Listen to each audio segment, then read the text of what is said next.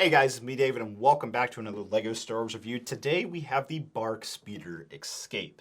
The set number is 75378. It's going to be released on May 1st of 2024. It's going to have 221 pieces. It's going to retail for $30 and you're going to be getting 4 minifigures. The biggest of which from the set has to be Kelleran Beck, the one who saves Grogu from the Jedi Temple during Order 66. If you can't already tell, the set is based on The Mandalorian Season 3. Hopefully you've seen Season 3, otherwise this is going to be spoiling that show quite a bit. Actually, I just did a spoiler. Oops. Anyhow, this set is also the return of the 501st Clone Troopers since the 2020 Battle Pack came out. Also worth noting though, we've had 501st Clone Troopers for the last year or two. All you would have to do is swap the minifigures between the 501st Specialists and the 332nd Battle Packs, and you could just make these 501st Clone Troopers from that. Grogu seems to be the same here, and I have to say, there's some nostalgia with this set for me personally. It very much reminds me of the BARC Speeder set that we got back in 2013, which introduced Phase 2 Captain Rex for the first time. That set still goes for bonkers money all these years later, and it's cool to finally see another BARC Speeder with a little sidecar going on. On the back of the box, you'll see a big not for sale sticker. LEGO did send this set over for review, and very appreciative of that.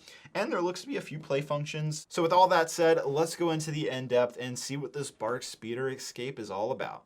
You know, if you think about it, this is the very first technical LEGO Star Wars Jedi Temple or Order 66 set. More on that in a minute, but first, let's dive into the minifigures. First up is the brand new and exclusive minifigure for this set, which is Kelleran Beck. He basically saved Grogu from the Jedi Temple, and actually, he's the same actor who plays Jar Jar Binks. For those of you who didn't know that, I thought that was pretty neat.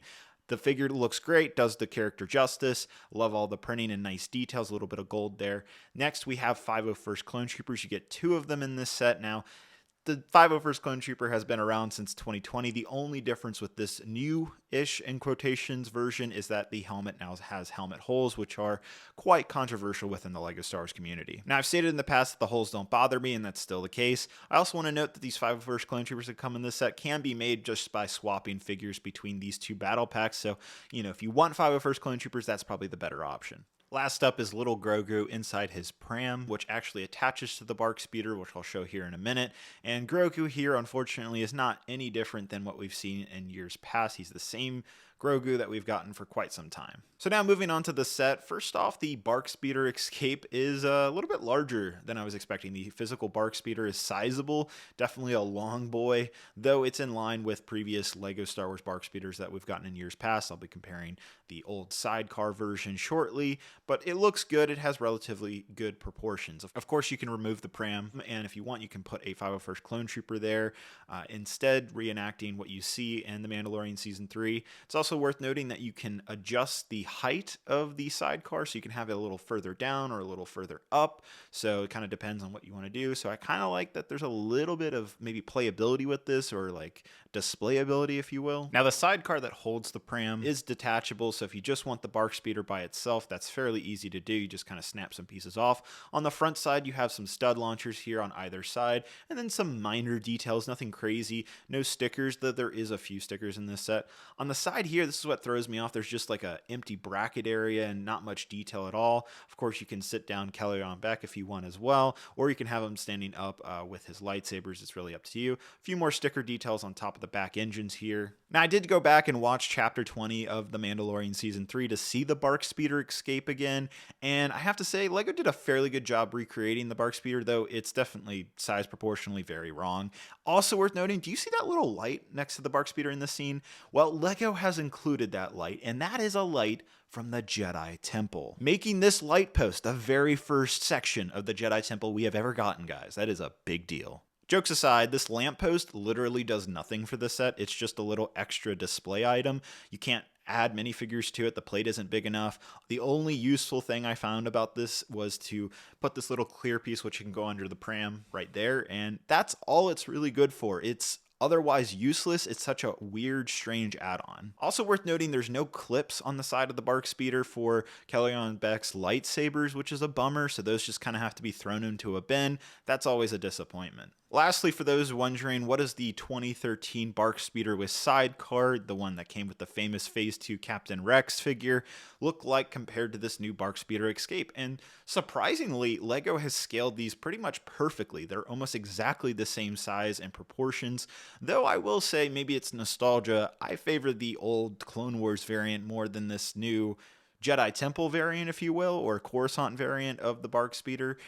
Though I also have to say, LEGO did some good things with the engines, but I prefer some other things with the sidecar, like the ability to turn it around. That was always a cool feature. Not to mention the older set came with this really awesome droid speeder that we see from the Clone Wars show instead of a lamppost. And also, I just want to note that I am looking for more of these speeders, just this blue Separatist speeder. So if you happen to have one, you want to sell me one, I need it for my Geonosis mock. So I'll leave my email down in the description if you want to hit me up that way. Also worth noting, I probably don't need the Separatist speeder if you're watching this video later on in 2024. I probably already have all of them that I need.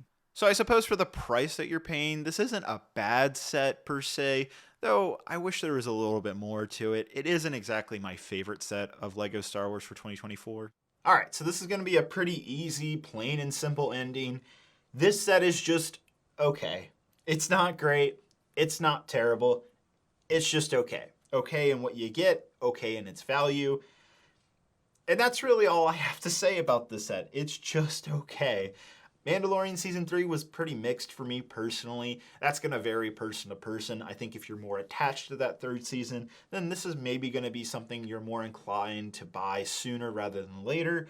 I don't really see this as a day one buy on May 1st, 2024. I think there's other better LEGO Star Wars sets that you get more value out of, like the Boarding on Tantive 4, like the Clone Trooper and Battle Droid Battle Pack, which, by the way, this set and this set are the same price, and you're getting 9 minifigures in this set versus like 3.5 here, which doesn't make the greatest argument for value, though you are at least getting one exclusive minifigure that we've never seen before, so that adds something to this set.